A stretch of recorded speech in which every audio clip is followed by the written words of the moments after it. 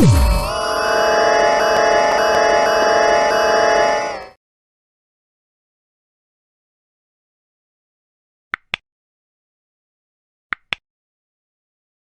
saya, pandemi ini bisa diartikan musibah yang membawa dampak positif dan juga musibah yang membawa dampak negatif.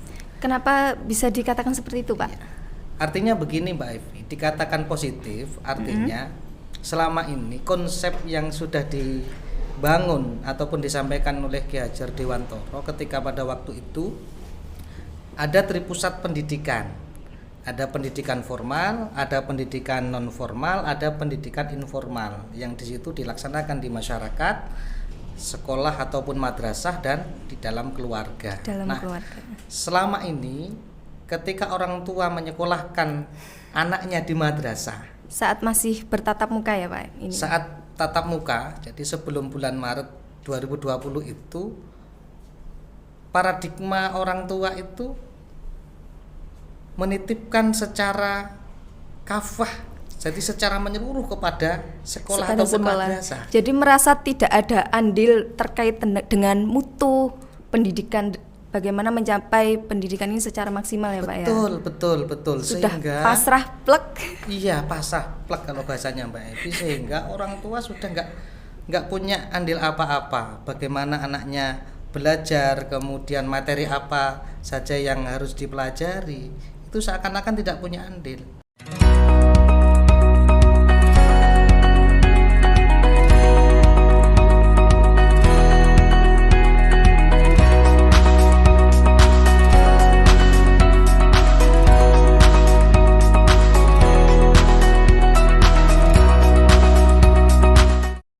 Assalamualaikum warahmatullahi wabarakatuh. Berjumpa lagi dengan saya Evi Yuniarsi dalam acara BIMA, Bincang Pendidikan Masa Kini. Baiklah teman-teman Ma'arif Lovers yang ada di rumah, dukung terus program kami Bincang Ma'arif dalam YouTube channel Ma'arif Bangkit. Jadi jangan lupa like, share, and subscribe ya. Baiklah, pada kesempatan kali ini narasumber kita adalah seseorang yang sangat luar biasa. Beliau ada seorang doktor, seseorang spesialis manajemen pendidikan Islam.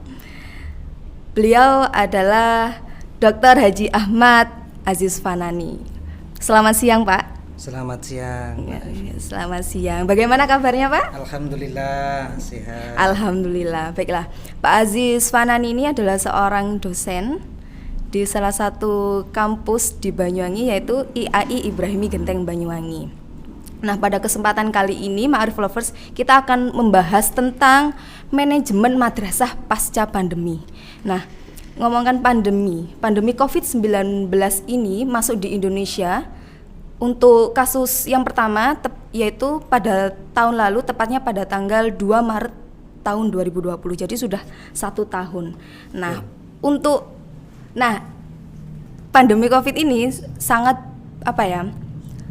berimpact kepada kesehatan, nggak hanya kesehatan, pendidikan, ekonomi, dan lain sebagainya. Nah, dalam dunia pendidikan ini yang saya ingat sekitar tanggal 16, insya Allah 16 Maret itu sekolah sudah diliburkan, yang awalnya hanya 2 minggu menjadi, berarti kalau sampai sekarang sudah berapa minggu, berarti sudah 1 tahun yang lalu. Nah, begini Pak Aziz, nah menurut jenengan setelah pandemi COVID ini kan para siswa ini harus belajar di rumah didampingi oleh para orang tua, dan insya Allah sudah beberapa hari ini sudah mulai masuk sekolah lagi, betul. Aktif kembali. Nah, bagaimana menurut Pak Aziz terkait manajemen pendidikan yang harus dilakukan oleh para pendidik, para kepala sekolah di madrasah-madrasah yang sudah memulai pembelajaran tatap muka?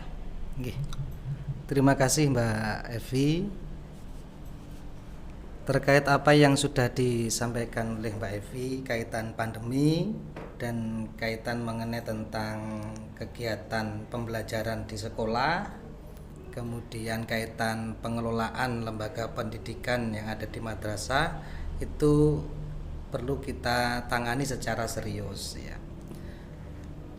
Mulai bulan Maret 2020 Betul pembelajaran dilaksanakan secara daring. Secara daring dalam jaringan. Lembaga pendidikan, baik kepala sekolah, ada juga seorang guru, kemudian di situ melibatkan orang tua dalam pelaksanaan pembelajaran. Daring ini. Betul apa yang disampaikan Mbak Evi, pembelajaran selama pandemi ini itu tidak dilaksanakan di sekolah ataupun di madrasah, tapi dilaksanakan di rumahnya masing-masing dengan menggunakan media yang sifatnya di situ daring dalam jaringan, sehingga peran orang tua di sini sangat penting sekali. Sehingga kalau menurut saya pandemi ini bisa diartikan musibah yang membawa dampak positif dan juga musibah yang membawa dampak negatif. Kenapa bisa dikatakan seperti itu, Pak? Ya. Artinya begini Mbak Evi, dikatakan positif artinya selama ini konsep yang sudah dibangun ataupun disampaikan oleh Ki Hajar Dewantoro ketika pada waktu itu ada tripusat pendidikan. Ada pendidikan formal, ada pendidikan non formal, ada pendidikan informal yang di situ dilaksanakan di masyarakat, sekolah ataupun madrasah dan di dalam keluarga. Keluarga. Selama ini ketika orang tua menyekolahkan anaknya di madrasah saat masih bertatap muka ya Pak ini. Saat tatap muka, jadi sebelum bulan Maret 2020 itu paradigma orang tua itu menitipkan secara kafah, jadi secara menyeluruh kepada sekolah ataupun madrasah. Jadi merasa tidak ada andil terkait dengan mutu pendidikan, bagaimana mencapai pendidikan ini secara maksimal ya Pak ya. Betul. Sudah sehingga pasrah plek. Iya, pasrah plek kalau bahasanya Mbak Evi, sehingga orang tua sudah nggak punya andil apa-apa. Bagaimana anaknya belajar, kemudian materi apa saja yang harus dipelajari, itu seakan-akan tidak punya andil. Sekolah yang berhak mendidik, memberikan pembelajaran kepada anak. Padahal tripusat yang disampaikan oleh Ki Hajar Dewantoro itu bahwa ketiganya tidak bisa lepas. Tidak bisa lepas, berkaitan ya Pak ya. Betul, saling berkaitan, sehingga pandemi ini mengingatkan kembali kepada kita bahwa pentingnya komunikasi antara madrasah dengan orang tua yang di situ bagaimana bisa membawa anak, mengajak anak, bertanggung jawab kepada anak, ini dilaksanakan bersama-sama antara madrasah dengan orang tua. Nah, betul. Selain madrasah dan orang tua, apakah lingkungan ini juga turut andil dalam mencetak generasi anak muda yang sekarang ini untuk menjadi lebih baik, itu apakah berimpact juga Pak terkait lingkungan? Kalau menurut saya betul, itu juga ada dampak ya. Jadi ada hubungan.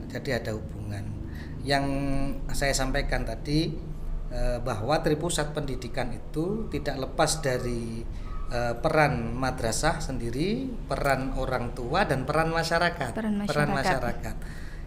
Ketika ketiganya ini berjalan bebarengan, memiliki tujuan yang sama, mencerdaskan kehidupan bangsa atau mencerdaskan anak bangsa, maka saya yakin pembelajaran ini akan lebih bermakna daripada yang di situ yang bergerak hanya madrasah saja. Orang tua dan masyarakat, khususnya lingkungan, ketika tidak berperan serta maka akan berat tugas dan tanggung jawab madrasah. Tapi ketika masyarakat ikut andil, keluarga ikut andil untuk mencetak yang diinginkan bersama-sama, itu akan bisa tercapai dengan maksimal. Saya seperti itu. Sangat luar biasa sekali. Jadi menurut Pak Aziz, jadi apa ya, ada sisi positifnya lah, meskipun pandemi Covid 1 tahun tidak tatap muka, tetap ada sisi positifnya. Nah, untuk dari sisi negatifnya Pak, mungkin apa sih impactnya, efeknya untuk anak didik di luar sana, termasuk saya juga kan masih bisa dikatakan pelajar atau mahasiswa. Ini sangat berpengaruh sekali dengan apa ya, semangat belajar, terus apa ya, ilmu yang didapatkan. Mungkin menurut pandangan Bapak, apa sih efek negatif yang paling urgent yang harus segera kita tangani bersama? Iya, untuk efek negatif atau dampak negatifnya Mbak Evi, menurut saya selama pandemi ini peserta didik ataupun siswa A dengan siswa B tidak bisa berinteraksi secara langsung. Ya. Ketika tidak bisa interaksi secara langsung, maka kehidupan sosial dari anak itu juga akan terpengaruhi. Satu, terpengaruh empati, simpati itu tidak akan muncul dalam diri peserta didik. Padahal pembelajaran itu menurut saya itu jangan diartikan secara sempit, tapi diartikan secara luas. Artinya tidak hanya transfer of knowledge, pengetahuan saja, tapi juga transfer of value, nilai-nilai, dan juga transfer of experience, pengalaman-pengalaman yang di situ harus ada interaksi antara satu dengan yang lain agar kebersamaan, kemudian kerjasama antara satu dengan yang lain ini ada. Nah, dampak negatifnya di situ ternyata ada kerenggangan antara peserta didik satu dengan peserta didik yang lain. Itu dampak yang sangat menyolok bagi saya, menurut saya. Iya, karena memang jatah ketemunya itu sangat minim sekali. Betul. Kadang pun meskipun di rumahnya berdekatan juga belum tentu bisa belajar bersama. Nah, ngomongkan dampak negatif, juga orang tua di sini dituntut untuk bisa mendampingi anak-anaknya di rumah. Begini Pak, saya lihat di lingkungan saya memang banyak sekali orang-orang yang benar-benar kelabakan, sudah terbiasa pasrah ke madrasah, sekarang harus mendampingi anaknya belajar selama 1 tahun. Terus apalagi salah satu pengaruhnya itu, faktor pengaruh kenapa kok bisa seperti itu, karena memang setiap orang tua kan memiliki latar belakang yang berbeda, pendidikan yang berbeda, pola pendidikan keluarga yang berbeda, lingkungan yang berbeda. Jadi setelah pandemi ini, mungkin sekarang bisa dikatakan masih pandemi, cuma pendidikan sudah pembelajaran sudah mulai tatap muka. Nah, apa sih hal-hal yang harus diteruskan, hal baik yang harus diteruskan pasca pandemi ini? Iya, okay. Selama pandemi ini, komunikasi antara orang tua dengan madrasah, dengan kepala sekolah, baik kepada guru, ini sudah berjalan sangat bagus sekali, ada komunikasi. Karena ketika pada masa pandemi peserta didik harus belajar di rumah dan didampingi oleh orang tua, kemudian orang tua mengetahui secara langsung apa materi yang harus dipelajari anaknya, kemudian hal-hal apa saja yang harus dilaksanakan. Ketika orang tua tidak tahu, maka komunikasi kepada gurunya. Nah, komunikasi ini ketika saat ini sudah diberlakukan untuk pembelajaran secara luring ya, luar jaringan, dan kemudian kembali ke madrasah, itu harapan saya jalinan komunikasi ini tidak boleh hilang. Artinya ini bagian dari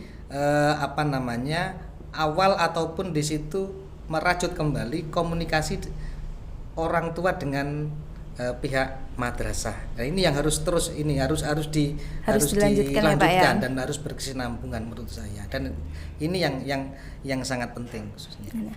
Harus dilanjutkan. Nah, terkait itu kita ngomongkan terkait madrasahnya. Bagaimana sih manajemen madrasah yang seharusnya diterapkan saat ini?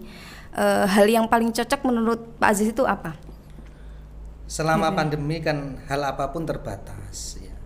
Aktivitas pun terbatas. Padahal aktivitas yang harus dilakukan oleh peserta didik itu sangat banyak sekali sebelum pandemi, Mbak Evi.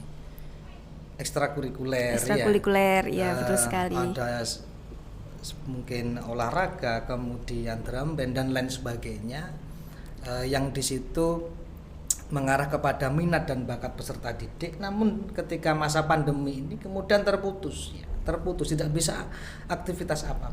Oleh karena itu kaitan mengenai tentang ini masuk dalam kategori manajemen kesiswaan. Artinya siswa ini harus kembali lagi ke masa sebelum pandemi. Artinya sedikit demi sedikit minat dan bakat peserta didik ini harus disuguhkan kembali ataupun dikelola kembali. Mengingat peserta didik tidak hanya butuh pengetahuan, tapi juga keterampilan itu sangat penting, Pak. Sesuai dengan minat dan bakatnya masing-masing. Minat dan bakat sangat luar biasa. Jadi perlu ditekankan setelah 1 tahun libur, nah biasanya yang anak-anak ini ada kegiatan ekstrakurikulernya seperti tari, musik, pencaksilat dan lain sebagainya. Jadi bakat anak-anak itu bisa terasah di situ. Tapi setelah pandemi kita harus benar-benar break 100%. Nah, harapannya semoga madrasah yang ada di rumah, seluruh madrasah bisa menekankan hal ini, bagaimana memaksimalkan tetap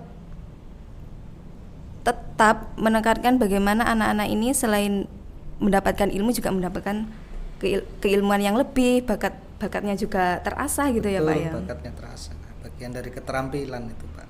Keterampilan yang harus dimiliki oleh peserta didik. Yang selanjutnya barangkali kaitan nantinya manajemen yang harus ditata kembali oleh madrasah setelah pasca pandemi ini, berkaitan mengenai tentang kurikulum. Selama ini pembelajaran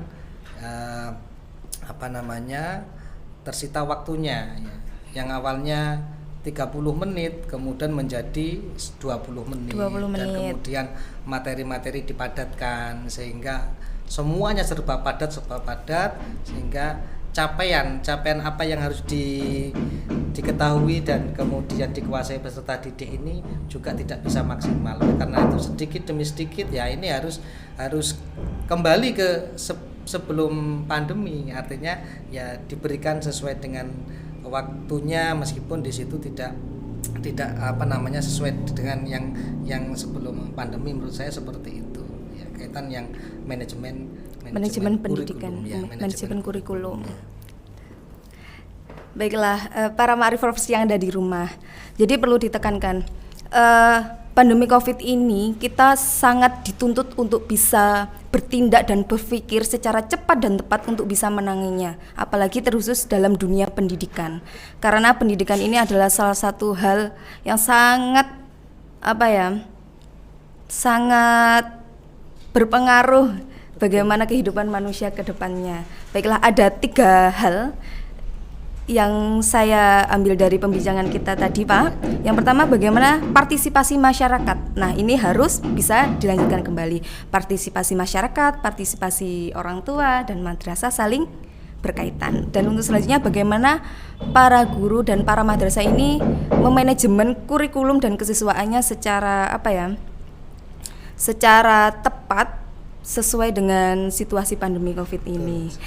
Nah, untuk mendukung acara kami Bima Bincang Ma'arif, perlu diketahui Pak mungkin belum subscribe ya? Belum subscribe akunnya Ma'arif ya? Iya. Jadi bisa tonton dan dukung kita di Ma'arif Bangkit Channel. Jangan lupa like, share, and subscribe. Jangan lupa ya Pak, nanti setelah dari sini langsung subscribe. Oh iya, langsung setelah acara ini saya langsung like and subscribe. Langsung subscribe. Nah, baiklah Ma'arif Lovers, itu tadi sedikit perbincangan saya dengan Pak Dokter. Sangat luar biasa sekali sebenarnya. Saya ingin berbincang lebih lama lagi karena durasi. Mungkin setelah dari sini mungkin ada kesempatan lain lagi, kita membahas hal lain lagi yang lebih menarik ya Pak ya. Insya Allah siap untuk diundang lagi di kantor LP Ma'arif Banyuwangi. Sangat luar biasa sekali. Terima kasih ya Bapak. Saya mengucapkan mohon maaf mungkin ada tutur kata saya yang salah. Baiklah, itu tadi Bincang Ma'arif, bincang pendidikan masa kini. Saya Evi Yuniarsih bersama rekan yang bertugas mohon undur diri. Wassalamualaikum warahmatullahi wabarakatuh. Waalaikumsalam warahmatullahi wabarakatuh.